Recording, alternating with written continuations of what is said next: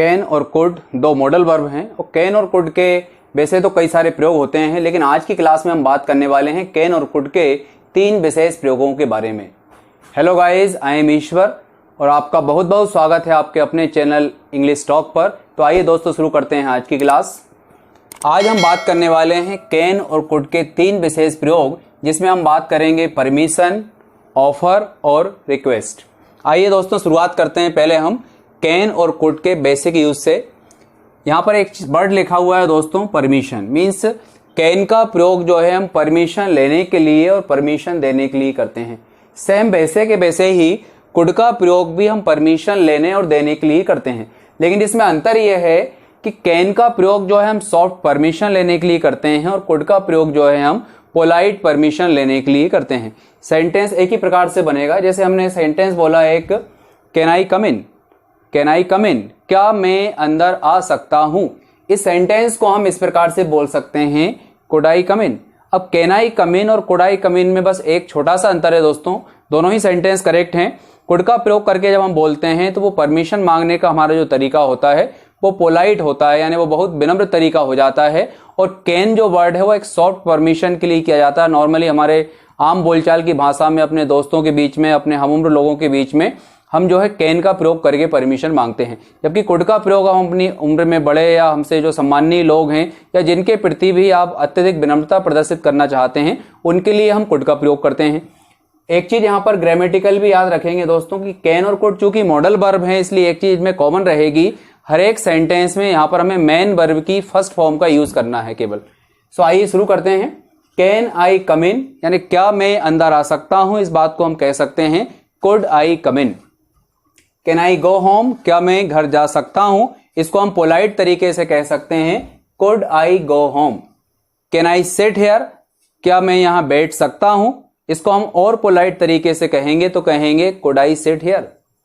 Can I take your book, अगर हम इसको और पोलाइटनेस के साथ कहना चाहते हैं तो हमें कहना पड़ेगा could I take your book. यानी दोस्तों कैन और कुड का जो मीनिंग है वो एक ही है, सिर्फ पोलाइटनेस और सॉफ्ट का यहाँ पर डिफरेंस है। इस डिफरेंस को याद रखते हुए यूज करना है। आप देख रहे हैं कि सेंटेंस की जो बनावट रहेगी वो बिल्कुल एक जैसी रहेगी, उसमें किसी प्रकार का कोई भी अंतर नहीं रहेगा। जैसे क्या मैं आपकी मदद कर सकता हूं तो हम कहते हैं कैन आई हेल्प यू, तो हम इसको ऐसे भी कह सकते हैं कुड आई हेल्प यू। आइए अब हम बात करते हैं ऑफर की। ऑफर का अर्थ होता है दोस्तों प्रस्ताव। जब हम किसी के लिए कुछ करने का प्रस्ताव रखते हैं तो उसे इंग्लिश में कहा जाता है ऑफर।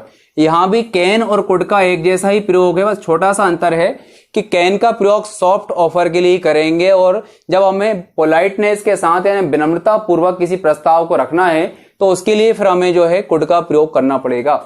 जैसे हमने यहां पर कहा can I do it for you, ये ऑफर क्यों है, क्योंकि हमें किसी व्यक्ति के लिए कुछ करने का प्रस्ताव रख रहे हैं। हमने कहा can I do it for you, क्या मैं ये आपके लिए कर सकता हूं। इस बात को आप यहां पर कैन के प्लेस पर कुड का प्रयोग करके भी कह सकते हैं। आप कह सकते हैं could I do it for you, can I do it for you, could I do it for you. Can I make tea for you, क्या मैं आपके लिए चाय बना सकता हूं, can I make tea for you. और पोलाइटनेस के साथ कहेंगे तो हम कहेंगे could I make tea for you. क्या मैं उनके लिए खाना बना सकता हूं, can I cook food for them. और पोलाइटनेस के साथ कहेंगे तो could I cook food for them. क्या मैं आपके लिए पेन खरीद सकता हूं, ये ऑफर है, मैंने प्रस्ताव दिया कि क्या मैं आपके लिए ये पेन खरीद सकता हूं, तो मैं कहूंगा can I buy this pen for you. और पोलाइटनेस के साथ कहेंगे तो हम कहेंगे could I buy this pen for you. Next, can और कुड का इसी प्रकार का एक प्रयोग होता है दोस्तों, जिसमें हम बात करते हैं रिक्वेस्ट के लिए।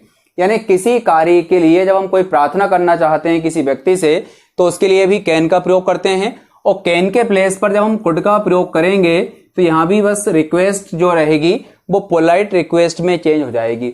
जैसे यदि हमें कहना है क्या कैन यू हेल्प मी, क्या आप मेरी मदद कर सकते हैं, ये हम किसी सामने वाले व्यक्ति से एक रिक्वेस्ट कर रहे हैं, एक प्रार्थना कर रहे हैं कि क्या आप मेरी मदद कर सकते हैं, तो हम कहेंगे कैन यू हेल्प मी। लेकिन इसी बात को जब हमें विनम्रता पूर्वक कहना होगा तो हम कहेंगे could you help me. Soft request में कहेंगे can you help me, polite request में कहेंगे could you help me. Can you show this file, can you show this file, क्या आप ये फाइल दिखा सकते हैं। और पोलाइटनेस के साथ कहेंगे तो क्या कहेंगे could you show this file, could you show this file. Can you give me a number, क्या आप मुझे एक नंबर दे सकते हैं, could you give me a number. And can you pass that chair, क्या आप ये चेयर पास कर सकते हैं। और पोलाइटनेस के साथ कहेंगे तो हम कहेंगे could you pass that chair. So दोस्तों ये थे कैन और कुड के 3 विशेष प्रयोग, जिसमें हमने बात की परमिशन के बारे में, ऑफर के बारे में और रिक्वेस्ट के बारे में। अगली क्लास में हम कैन और कुड के कुछ और अन्य प्रकार के प्रयोगों के बारे में बात करेंगे दोस्तों। तो आपको ये क्लास कैसी लगी, पसंद आई हो तो लाइक करें, कमेंट करें, शेयर करें और सब्सक्राइब करना बिल्कुल मत भूलिएगा दोस्तों। Thank you very much.